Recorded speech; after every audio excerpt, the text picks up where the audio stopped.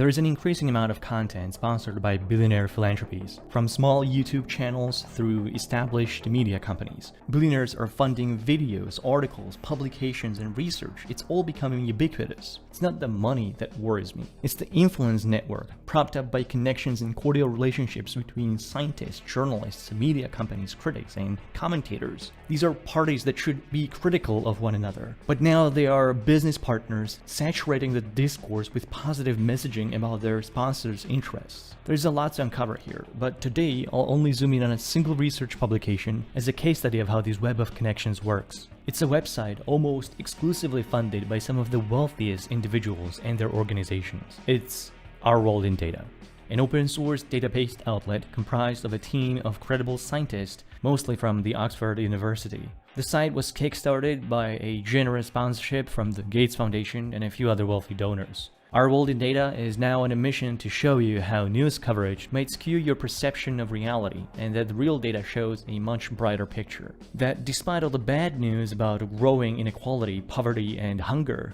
we should all be optimistically looking forward to a bright future. They write clear and concise articles about these complex global issues, but they rarely provide any of their own data. Most of their work just recycles information from more authoritative international organizations, such as the United Nations or the World Bank. That's not an issue on its own. The power of Our World in Data isn't in its data, but in how engaged the publication is in getting their perspective into the mainstream.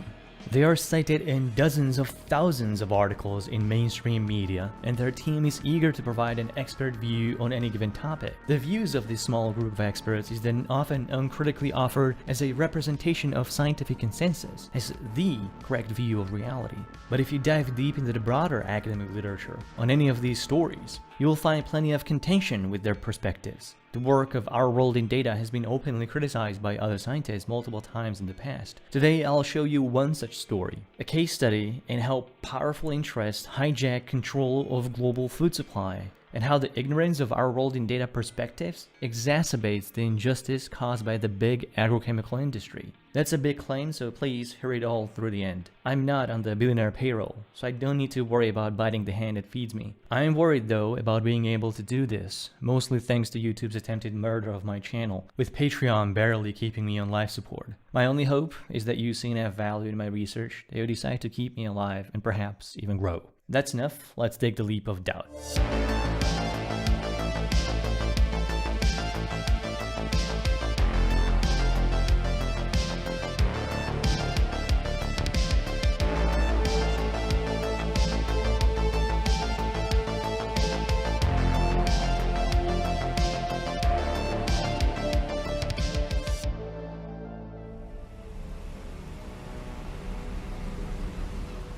Let's start with a simple question. Where does most of our food come from?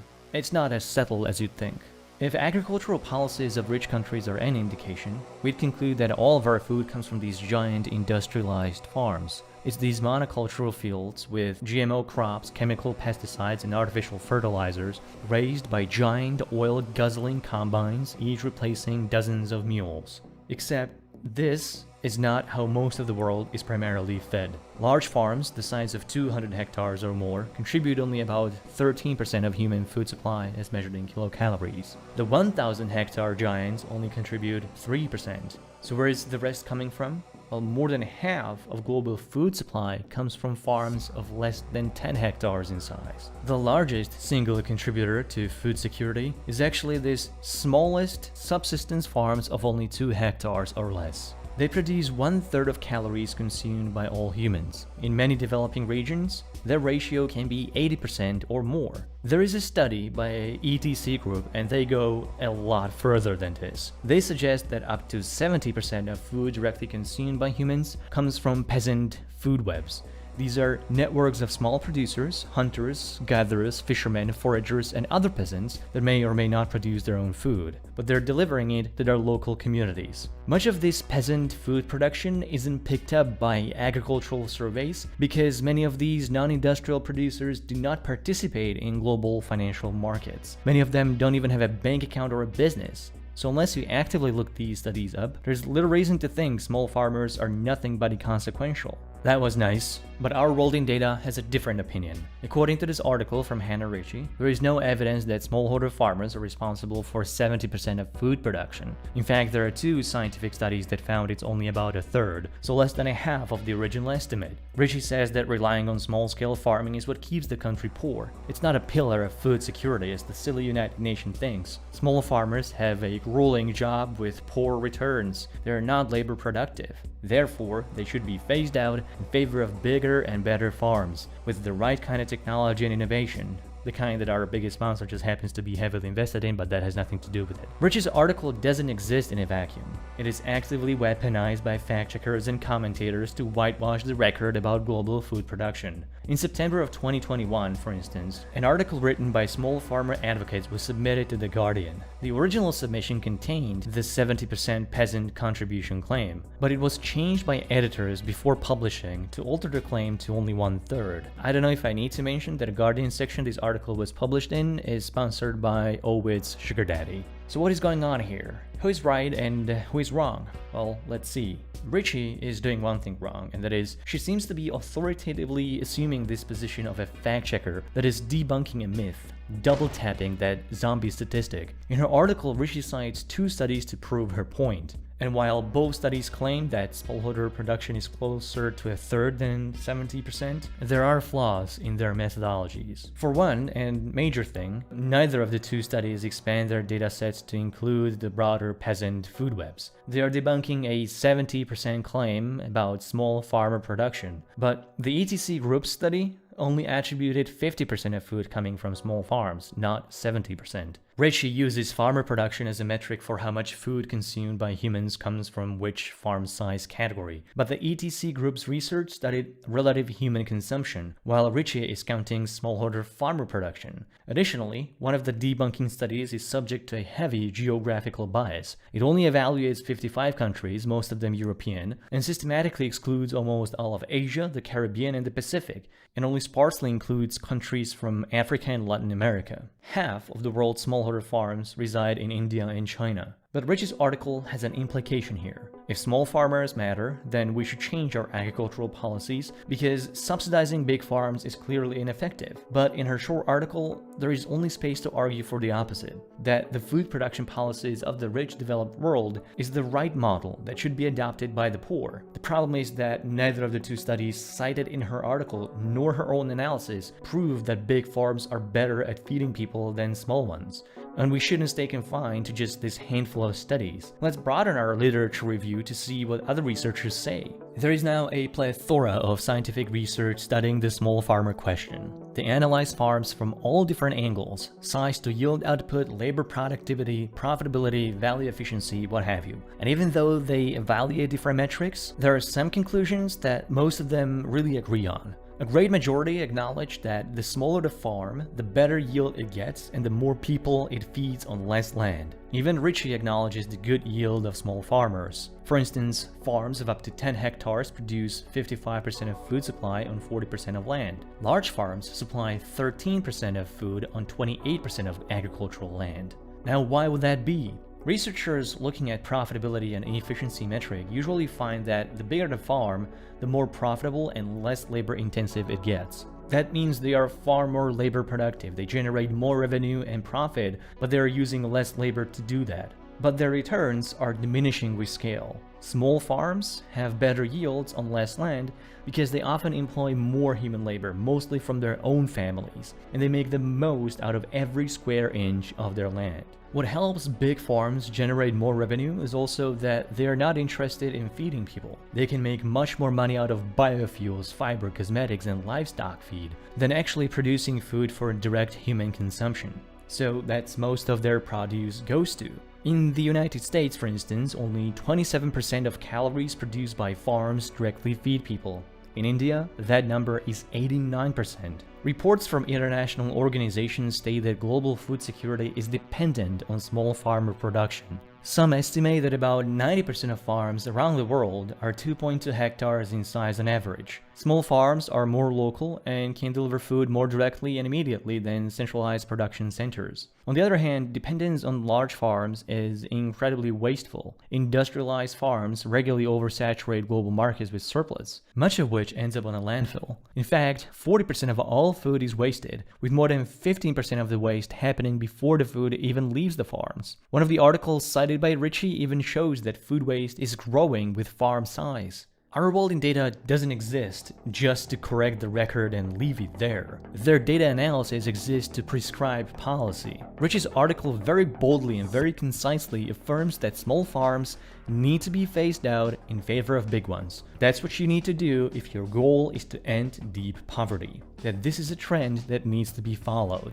But this is not a trend that occurred naturally, as if the spirit of competition slowly weeded out losers from winners. The official policy to fuck small farmers has been lobbied for since at least the middle of the last century. Modern agriculture is rigged against small and independent farmers in every part of the world. The most powerful players, Western Europe, the United States, OECD producers, use trade deals, the World Bank, the IMF, the World Trade Organization, to aggressively push their business model on everyone. This model surrenders all food security to a few giant production centers in a handful of countries whose governments subsidize big farms to lower their prices and incentivize foreign exports. Thanks to these subsidies, the giant industrialized farms sell their produce well below their market value, which causes small farmers to lose income and local economies to lose domestic production.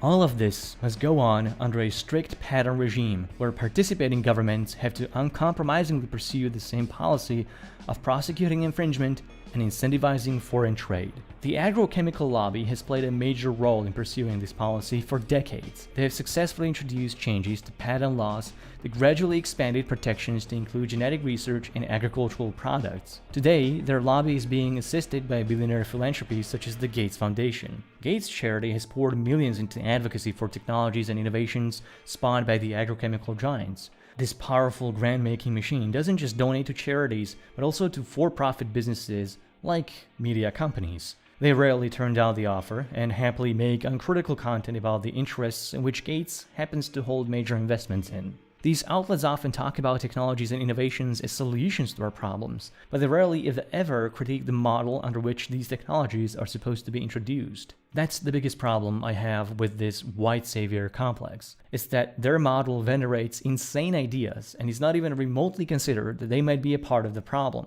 Industrialized farming is dependent on this idea that seed should be a patentable product, heavily guarded by intellectual property laws. That means farmers are no longer allowed to save seed they purchase from the big agro. They have to, by contract, repurchase new batch of seeds every year. The patented seeds are now a part of a platform. They've been genetically engineered to resist only one kind of herbicide, and they just happen to sell that herbicide. And you wondered where Apple got their walled garden idea from. Oh, but this patent system is justified, because now big chemical companies have incentives to invest in food products and solve world hunger. But they don't invest in products to eradicate hunger. They invest in seed hybrids that lose yield potential and vigor every subsequent harvest, thus forcing farmers to come back for a new stock of commercial seed. Even better, they now develop so-called Terminator technology that makes seeds incapable of reproducing. A final solution to the patent infringement question. Nothing could ever go wrong with that. That's where most of this private research and development funding goes to. In contrast, when a public institution does research, they make a variety that is open-pollinated, mass-produce it, and cheaply distributed. But at least the corporations don't point a gun to your head, am I right? Governments are bad and all, but at least they used to breed seed and give it out to their farmers for free. It helped to decentralize food production and build up resilient genetic diversity in case of future calamities. We don't have any more diversity. Industrialized food chains and the patent regime have killed it. In just 50 years since the big agro has taken over, the world has lost 3/4 of plant genetic diversity. We have lost half of domestic animal breeds and more than 90% of crop varieties. Today, 60% of dietary energy is derived from just 3 crops: rice, maize, and wheat. Oh, but what am I talking about? There is now more people overfed than there are people underfed. That's something that only an out-of-touch billionaire would say. There are now more people suffering from eating too much than from eating too little. Yeah, but that's not a good thing. Our food is less nutritious and more caloric. The big agro doesn't care, so they mass-produce corn and wheat, and lo and behold, that becomes the major staple of Western diet. Our fruits and vegetables are less nutritious than they used to be, and industrialized food production is responsible for that. The high-yield varieties in monocultural fields quickly depleted natural soil nutrients. That problem was fixed by artificial fertilizers, but it only came at a price of more soil degradation. Introduction of pesticides only further exacerbated the problem by polluting our soils and waters. The super-hyper labor-productive tilling and harvesting methods of big farms have completely destroyed soil health. As a result, human-induced soil degradation now affects 35% of agricultural land. But wait a minute, what am I talking about? Hunger and poverty have been on the decline for decades. Just look at this graph. Global food production outpacing population since at least the 1960s. If anything, the Green Revolution, that's what they call this industrialization of agriculture, has been nothing but an absolute win. Sure, but here is another graph that illustrates this point. Hunger now affects almost 800 million people, a number that has been increasing for the better part of the last decade. It's not just in absolute amounts, the proportions have increased too. On top of that, additional 2.4 billion people are food insecure. That's a third of the global population that doesn't get adequate food supply. This graph perfectly illustrates the point global food experts have been making for decades. Industrialized food chains are not resilient. They are vulnerable to shocks, disasters, logistical failures. The COVID-19 pandemic, as well as the war in Ukraine, have brought hundreds of millions of people into the misery of hunger and poverty, not mainly in Ukraine, but in faraway places on the other side of the planet.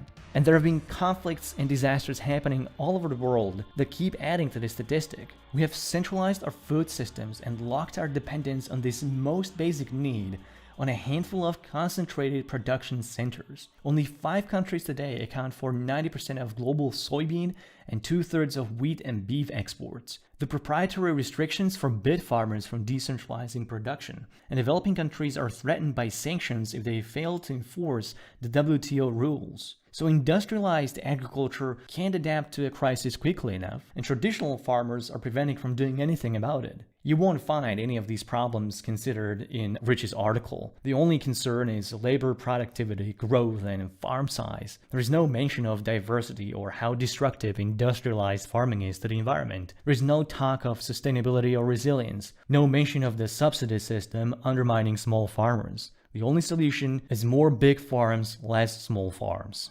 We don't need to wait for billionaires to solve our problems. We have them already. The UN has this great piece on ending all forms of malnutrition by 2030. I recommend that you read it. It's a policy prescription for the world governments, but our governments won't do shit unless their people force them to.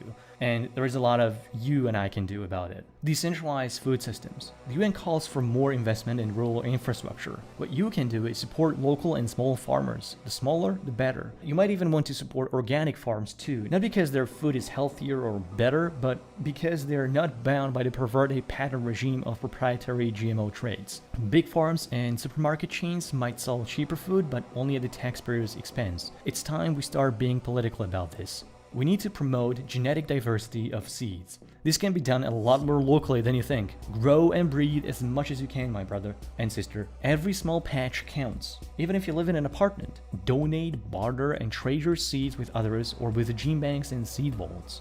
Protect insects above all. They're our best pollinators, and without them, the whole system will collapse. Plant flowers, do not use pesticides, and stop using insect repellents in your garden.